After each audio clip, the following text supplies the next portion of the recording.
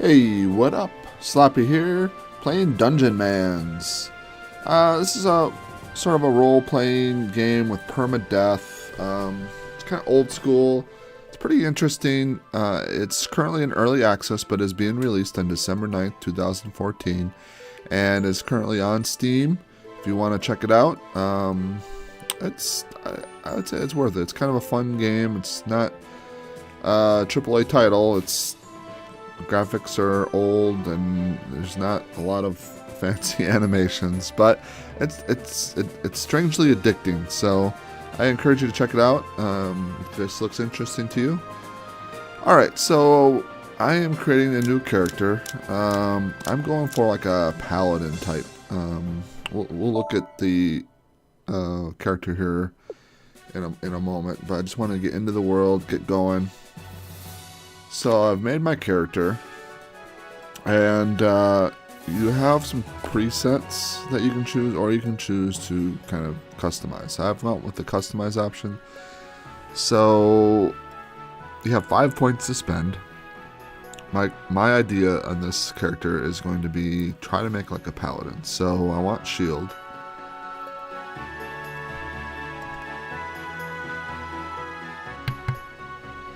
So eventually I want to get to that.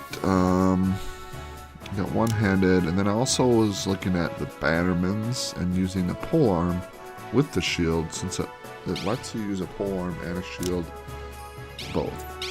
So okay, I put my points in the shield. I don't think I need to put into one hand. I want real armor, which is like a heavy armor. And let's just equip some things here quick. Alright, so that works. Have a shield, have a polearm, have heavy armor. And I still have a couple points to spend. Or 1 point.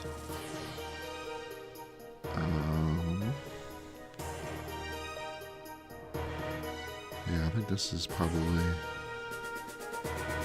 the right move. Yep, okay. So, alright, so the Bannermans have like banners that they put out, which are like buffs.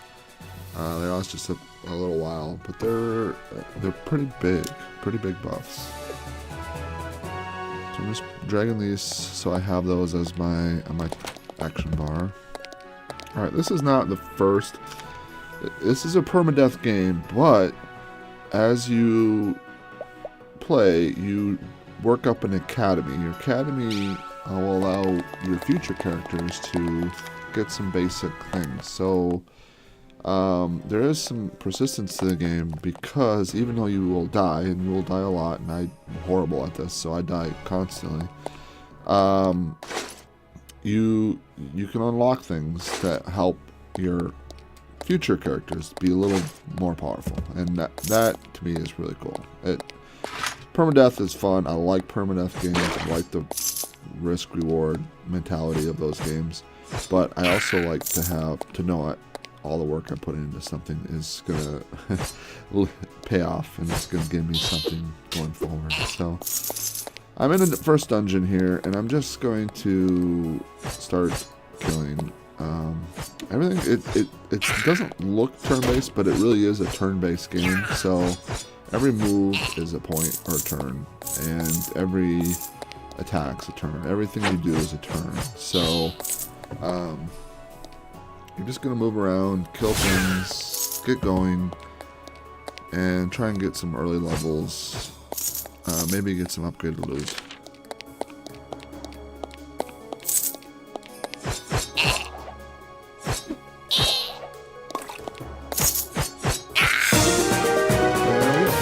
Level 2.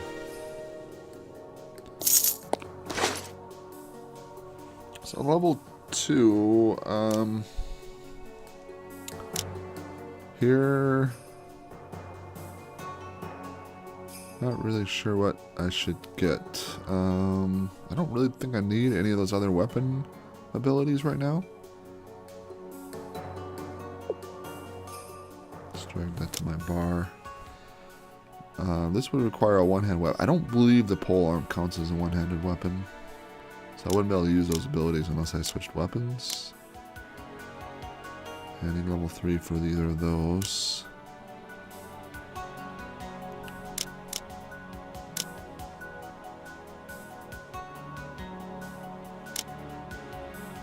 So there really isn't an obvious choice here. I think, well, that could be useful. Just adding some mana, because I do use mana. So more mana is good. I'll go that way.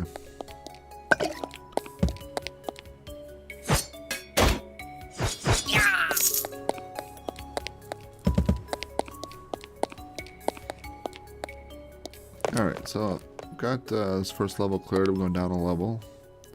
Stuff should get just increasingly harder the further down the levels you go. This first dungeon seems... Oh, it was a champion. Okay. So if you kill a champion, which is just a buffed up regular mob, they drop those special items, which you can turn into your academy. That's where we talked about. Your academy can grow and be persistent through your character's death. So when I turn those in, that's going to help my academy grow and help my future characters, because I know I will die in the end. It's going to happen. It's well, my experience playing this. Anytime you click on anything, there's a chance something horrible is going to happen. Alright, so I was clicking on some scrolls there, and I think I clicked on the scroll to escape dungeon. So let me get back in. You have to identify your items. You can identify them in the academy, which is great, but in the real world sometimes, like scrolls and potions, you just have to nut up and see what happens. And then once you've either drank a potion or used a scroll, you'll learn what, if you get the same one again, you'll know what it is. Alright, so a lot of stuff here. And this is where you can get ganged up on pretty quick, so you have to be really careful. And this is pretty early. I'm not feeling too scared at this point, but I mean, I've had characters that have died this quick from doing something stupid or not properly estimating the danger that I'm in.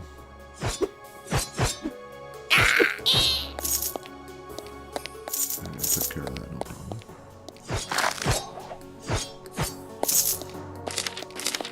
This is just a real basic dungeon. The dungeons do get a little more elaborate. This one's just a big, like, wide open levels. There's more maze-like dungeons and secrets and secret walls and different things that you'll see in other ones. This is just this is meant to be just a starter dungeon, so nothing too fancy here.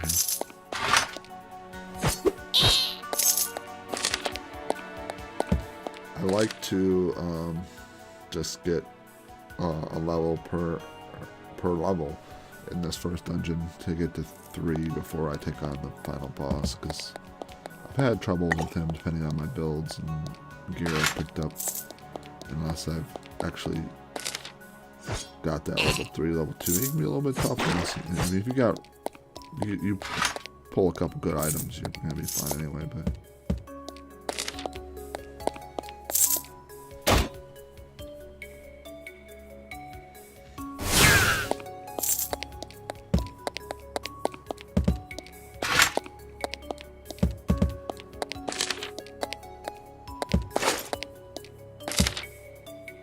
you can control the game through either your mouse or by the arrows.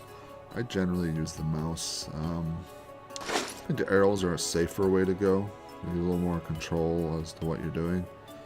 But I don't know, it's just easier to use the mouse for me.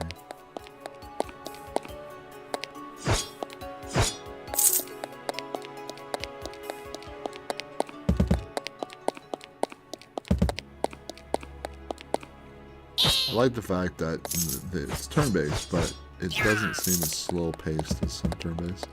I really like this strategy and the mindset. Oh, there we go. That's huge. I needed that.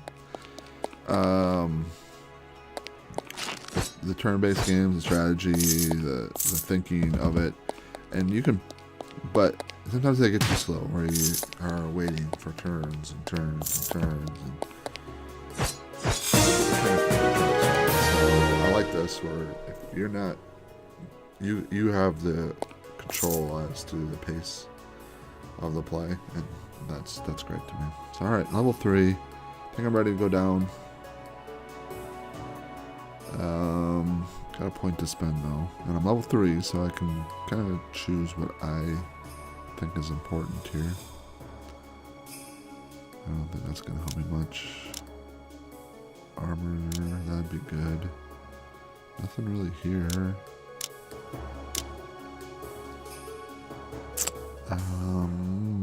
That could be good. Although I'm already struggling with mana, so a little worried about adding another mana ability. That would be good as well.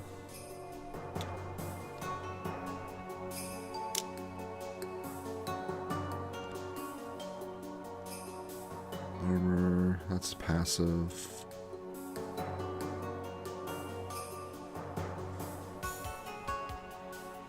That seems pretty good. Some spells I can cast, but again, mana. That's more for ranged.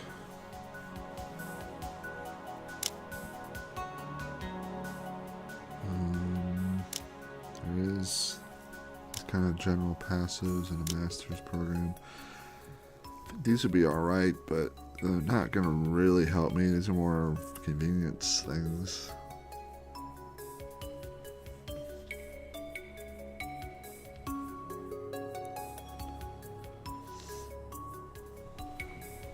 I think I need to go with the armor. Yeah, let's do that. Alright, so level 3. Now there should be a boss down here somewhere.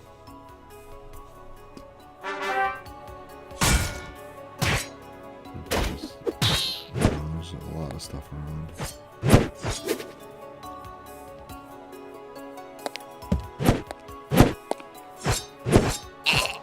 A lot of range down this level. Range is not going to be easy on this one.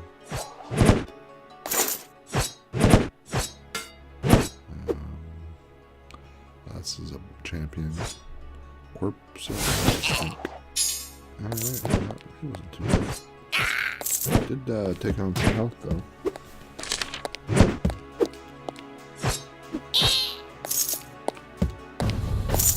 Alright. Good.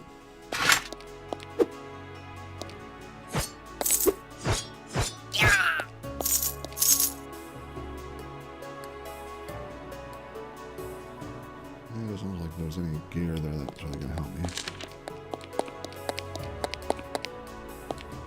Oh, these mages can be tough.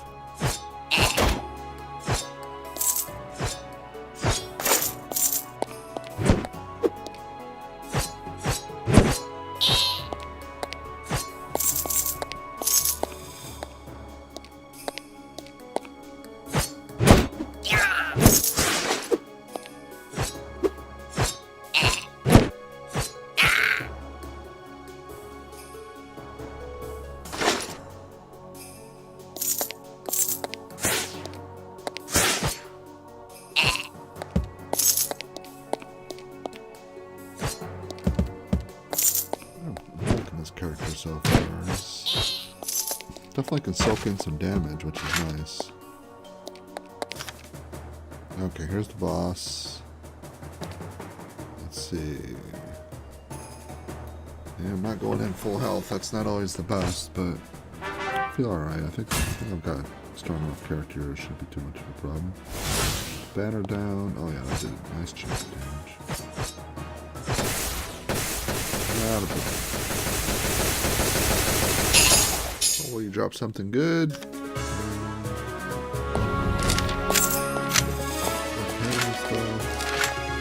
basic weapons, nothing great.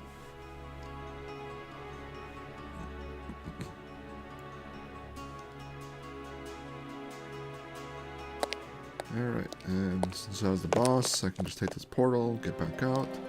Now, because I cleared that first dungeon, there's another one here. Up there and steal the loot. I don't know if the experience and all that, but get the loot, which sometimes can be nice. Alright, so that's first look at the game. It's pretty cool. It's pretty interesting. Alright, thanks for watching.